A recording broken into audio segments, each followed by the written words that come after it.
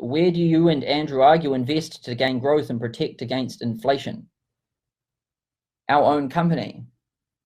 Andrew Argue invests in nothing but his own company, and his own company continues to grow and make him more money that he can then invest back into his company that then grows and makes more money.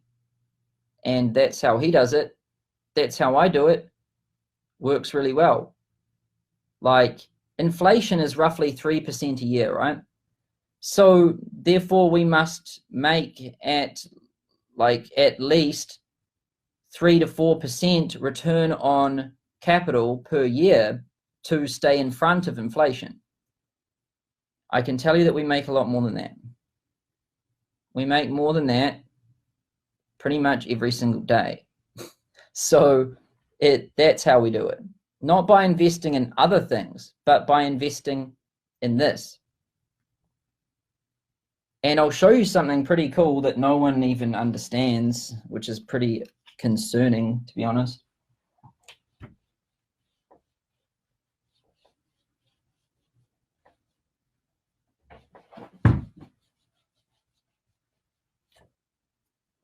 This isn't very good.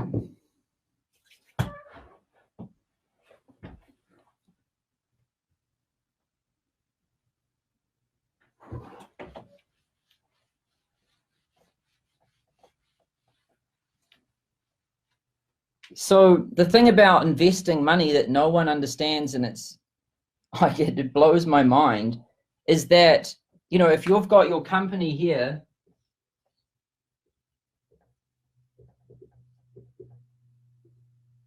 then let's say you're making money in your company, right?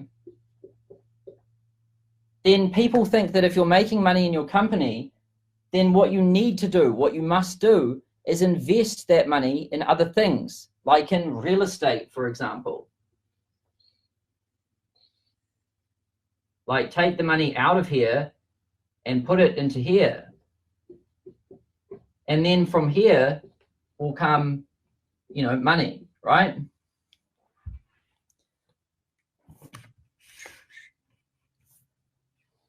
Now that is true. Like, if you make money in your company, let's say you make $1 million in your company profit, then you take that out and you invest it in real estate.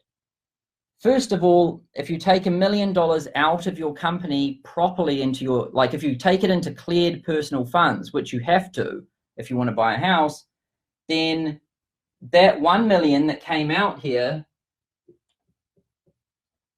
like let's say you made $1 million before tax profit, to get that 1 million from here to there, you have to incur a ridiculous amount of tax.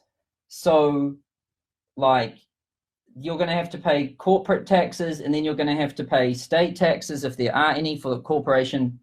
And then ultimately you're going to have to pay personal income tax on it. And this month, this 1 million is going to get eaten by, honestly, like 40% or more. And so that 1 million is going to look like 600,000 by the time it comes out here. So we've already lost 400 just by like that. And now let's say this house here that we've invested in, let's say it goes up like 10% a year, right? Which is quite a lot. These numbers are made up, but then now what's going on is each year, like this is appreciating, but there's also a lot of maintenance. Like we have to maintain this damn thing, and it's also going to incur some costs, which is going to eat at that. But also it takes up a lot of our time, right? And if things are taking up our time, then it's coming away from this, away from our company. And if we keep like pulling the choker chain on our company for money to buy houses with, like the company is starting to go down. And now our time and attention is away from the company. The cash flows are going away from the company. And we're paying a lot of tax along the way. Like, this is a dumb ass model. Like, this is really dumb. The only way this thing makes sense is if you have a job.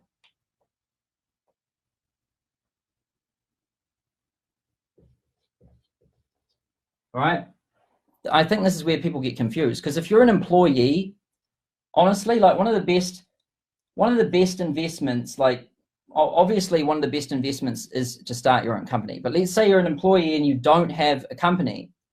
Probably one of the best investments you can make is to buy a house, because for one, you have no option to not pay the tax anyway, because it gets deducted from you. Because you're a W-2 employee on payroll, it gets removed from you before it touches your bank account. So you don't have this option to keep it within the company. So that's gone.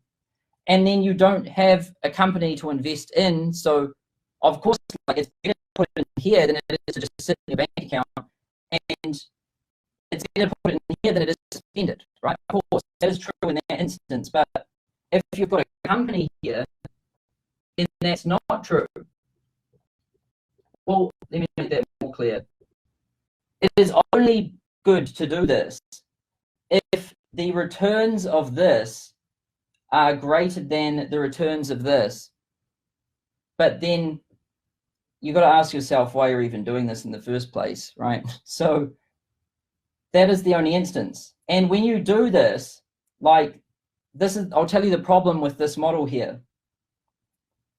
And I'll draw it like this.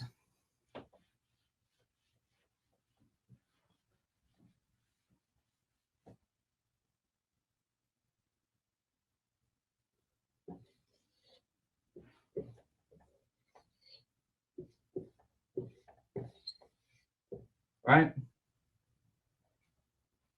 So if we have, let's say that we have a one input,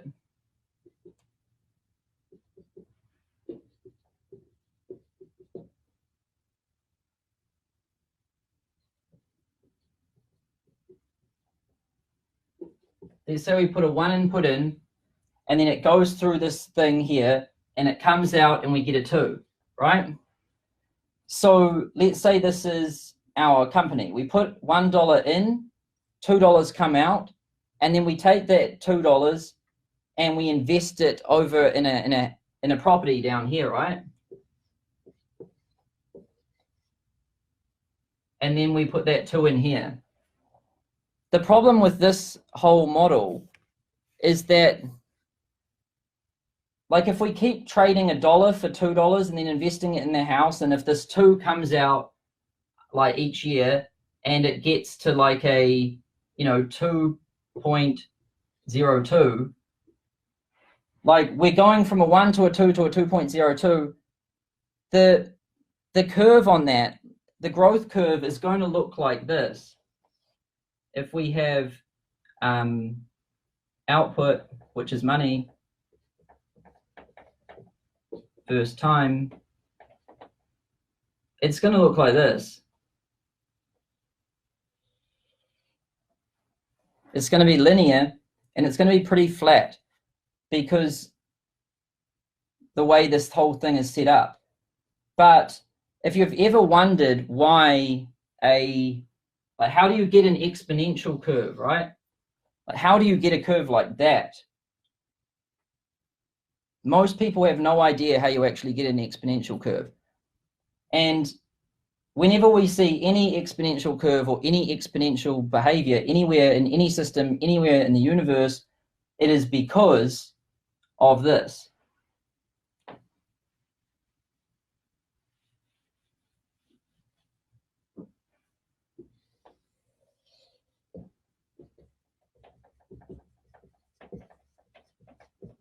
Feedback.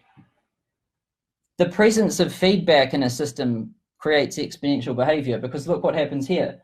We put in a 1, we get out a 2. That 2 feeds back around. We put in a 2, we get out a 4. That feeds back around. We put in a 4, we get out an 8. We put in an 8, we get out a 16. Put in a 16, we get out a 32. Right? We put in a 32, we get out a 64. It has feedback, and that's how something looks like this. But if we go and we suck the output out of this system and we put it into a house, the house doesn't feed back into the system. There's no feedback.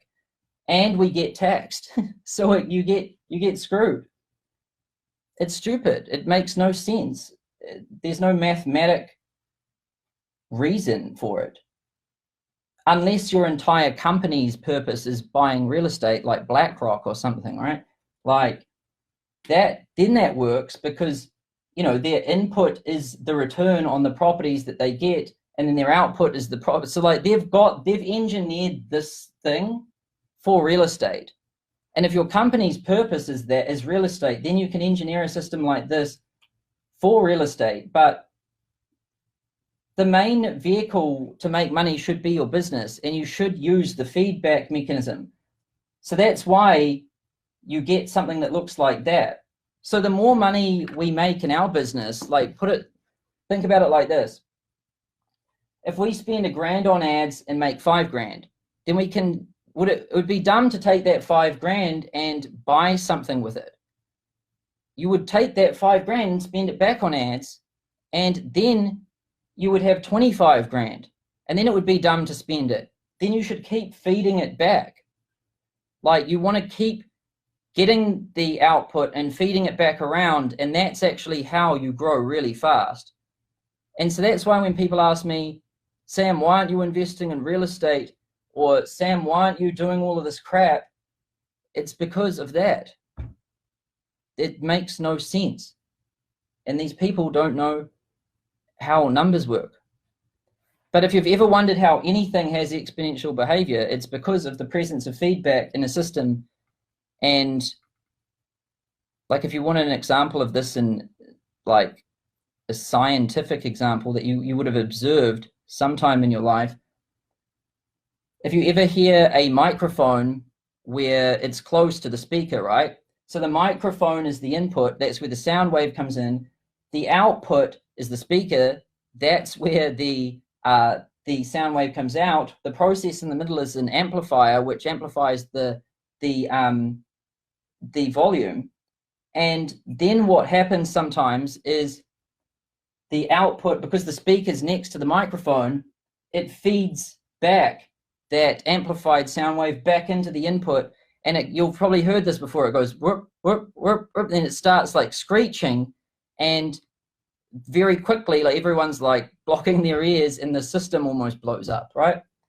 That is the same thing, except we're doing this with money.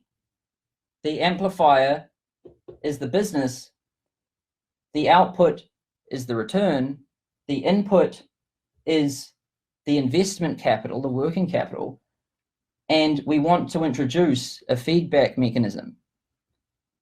That's what we want to do. You don't want to remove the feedback mechanism. That's silly. But that's an important lesson. It took me only 10 years or something to figure that one out. I wish I knew it from the start.